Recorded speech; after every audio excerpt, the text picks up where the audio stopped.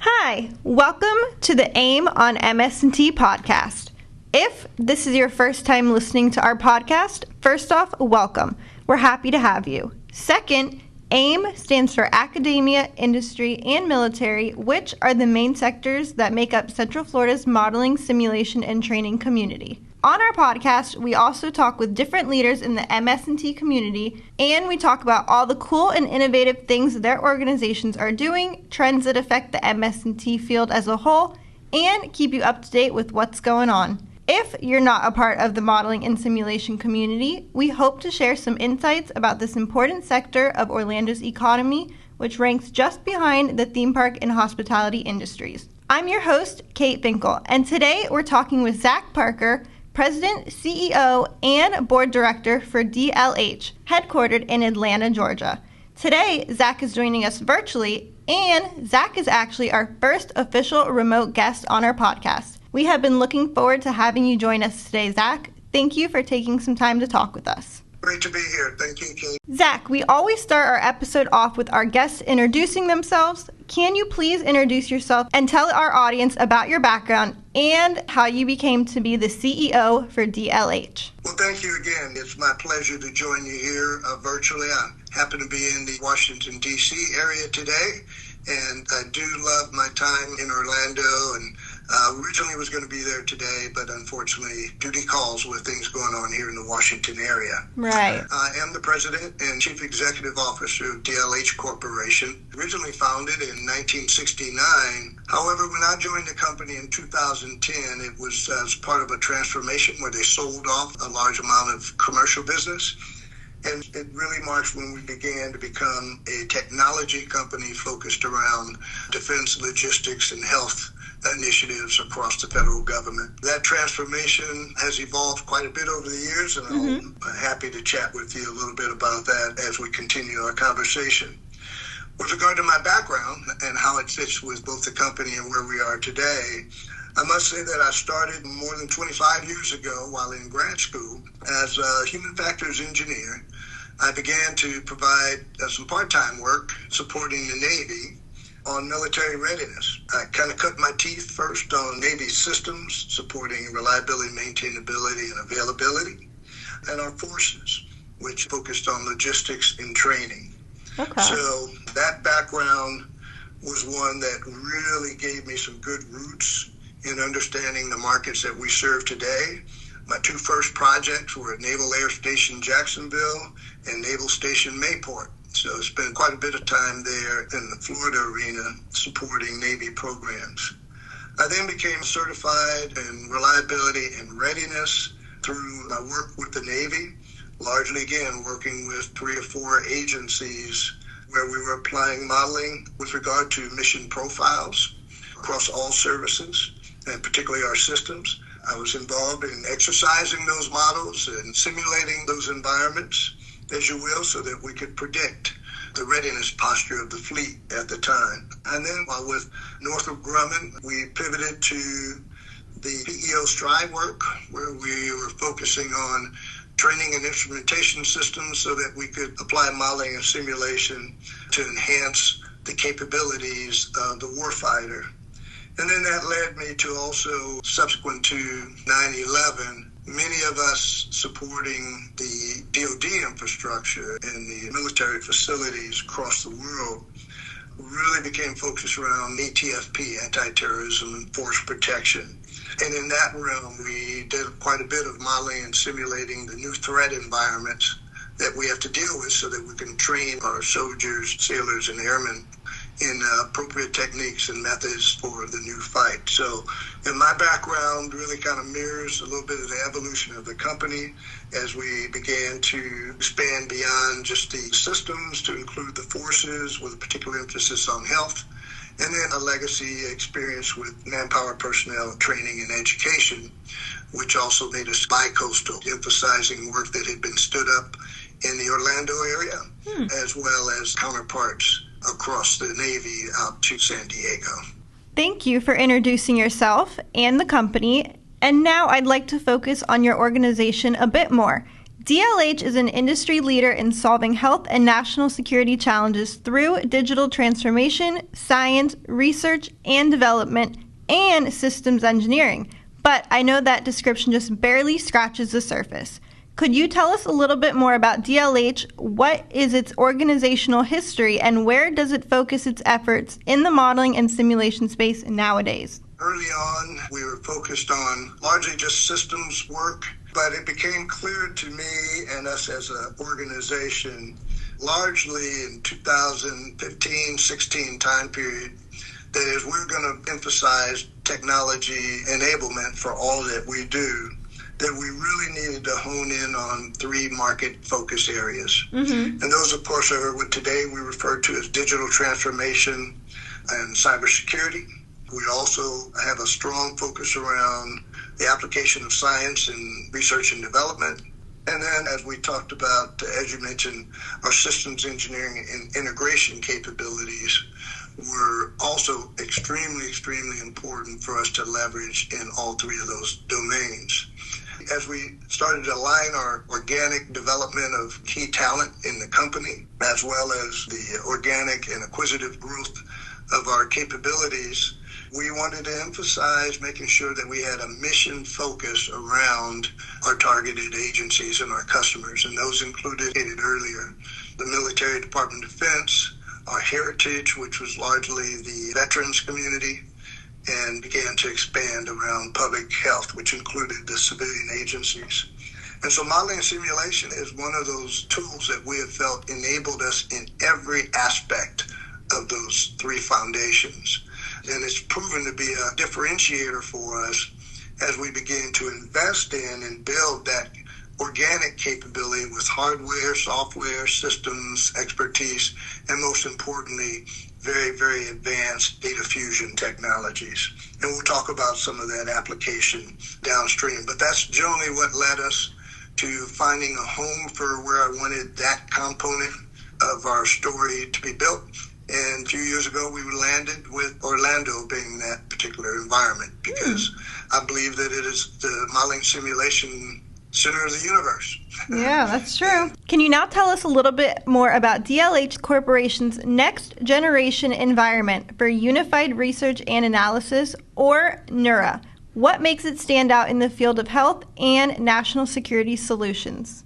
I'm really excited about NEURA. It happens to be a cutting-edge platform that we developed that integrates the advanced technologies that we described in order to enhance research and analysis capabilities that are largely applicable to training, discovery, and warfighter performance.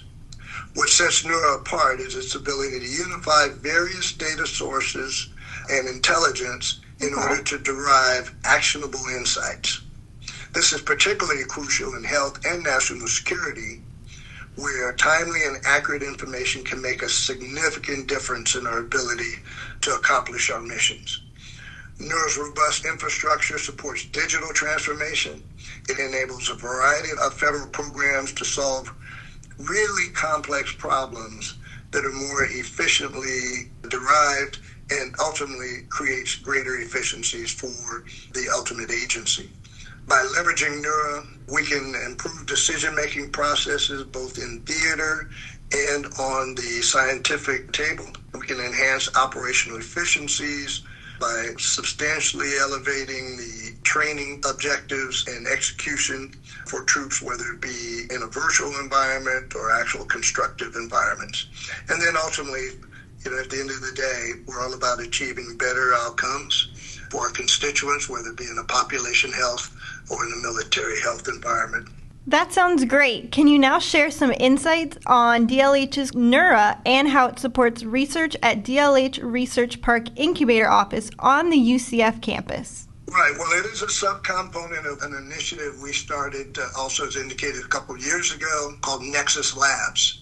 And for Nexus Labs is really our concept for bringing together or creating an environment, a secure data capture and analytics environment, where we can plug and play different tools and technologies that either customers or some of our biomedical engineers or some of our epidemiologists and research talent can come to test out new theories, new hypotheses, as well as enabling instructional system design techniques.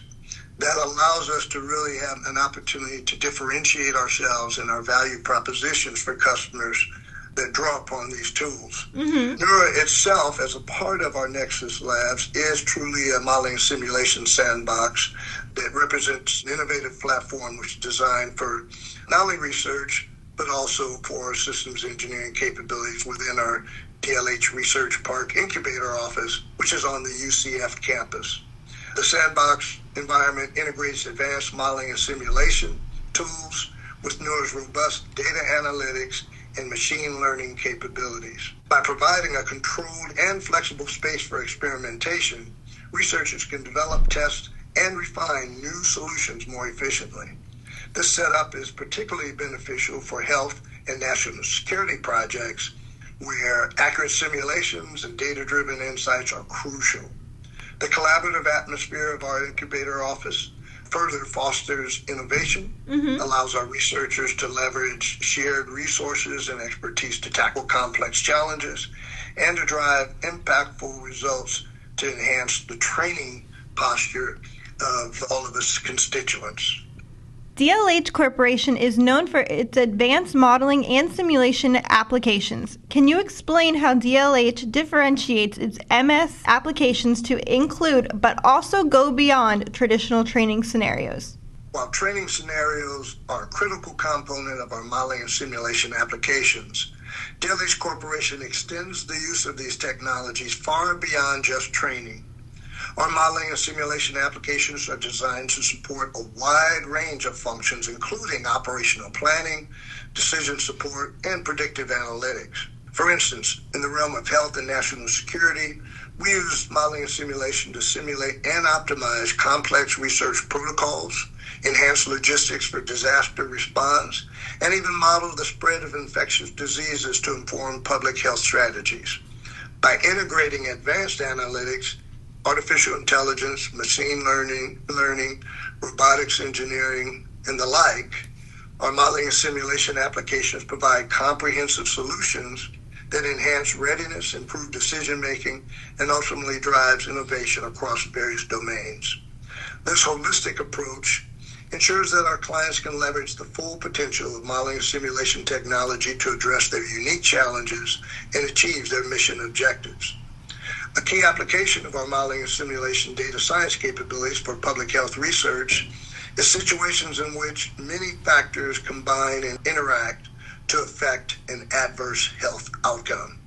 Traditional analysis methods that focus on single independent risk factors miss the whole story. But combining large data sources in a simulation model can allow us to understand more accurately how these many factors interact.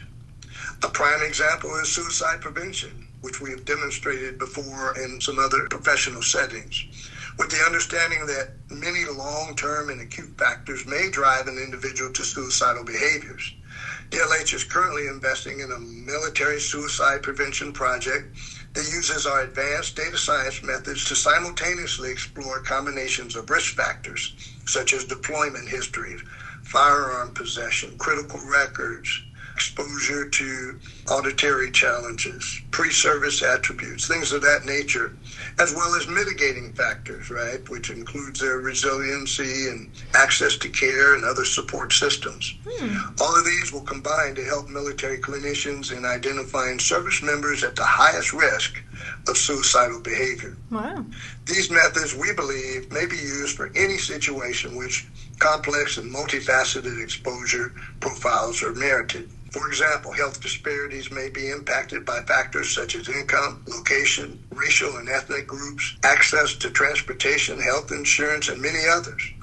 Modeling this type of complex system across multiple levels using data science methods that we have discussed can illuminate critical factors and intervention points that provide opportunities to improve health outcomes among vulnerable populations, and ultimately move us even closer to the ability to have precision medicine in the future. And in addition to all of that DLH does in the business of national security and health, I understand your firm has made corporate citizenship a priority as well. Over the years, DLH has demonstrated this through a variety of philanthropic, advocacy, and community service efforts. To give our listeners a well-rounded picture of your organization, could you go into some more detail about how DLH has given back, as well as some organizations the company is supporting that do some good in the world? I love it. Thank you, Kate. Yes, we formed an initiative and a program which we have branded as DLH Cares several years ago. We launched a program at a time where our nation was really suffering a lot with regard to the veteran population and homelessness. At the time, the veterans and the VA represented the largest business portfolio within DLH back in 2010, 2011. So I really felt it was important for us to find a way to give back and create opportunities for our workforce who truly had a heart for our constituents of our business. So we launched DLH Cares with a number of initiatives, most notably being our homeless veterans. So we stood up our National Window of Service. NWS is where we focused from 9/11, or Patriots Day, through November 11th, which is Veterans Day, a window to have all of our employees across the country, wherever they were, to participate in activities to help with the veteran homelessness challenge. That's great. And from that time period, we've continued to grow and expand that as we began to do work and provide services for other agencies, including expanding our work with the military. We began to lean into programs like Operation Homefront to help transitioning military folks to be able to transition to the next life, and a number of other embracing relationships to include Wounded Warrior Program and others. And then we began to take a look at how can we further initiatives in communities that we serve and that we seek to build greater relationships. And I'm proud that over the last few years, through our partnership with UCF and others in Orlando, that we continue to find ways of giving back to the community. It will continue to be an integral part of our ethos and a very material part of our vision. Switching it up a little bit and moving on to current events, what do you see going on in the world currently that could potentially be the biggest disruptors to the market or national security in a way that could dramatically affect DLH's priorities and how it focuses its resources? No, great question. We're at a time today where all of us in our industry are really dealing with a set of challenges that I consider quite unprecedented. When you look at the world in a global front, that includes transitions from a heavy focus around Indo-PACOM, and as well as the expansion now of unrest in areas such as what's going on in Gaza, what's been happening in Ukraine. Our resources are strained as a federal government.